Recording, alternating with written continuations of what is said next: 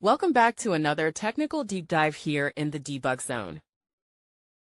Today, we're tackling a big question and breaking it down with insights from other users. Hopefully, this clears up some misconceptions and helps you get the answer you need. So, buckle up, stay a little curious, and let's jump right in.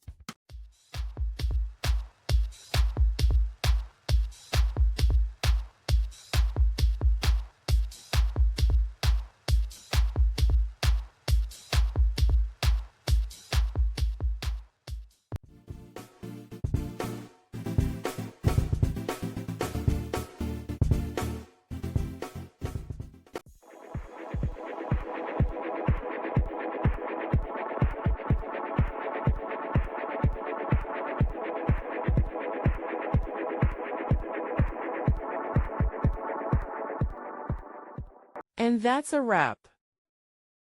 I hope you found the answer you were looking for.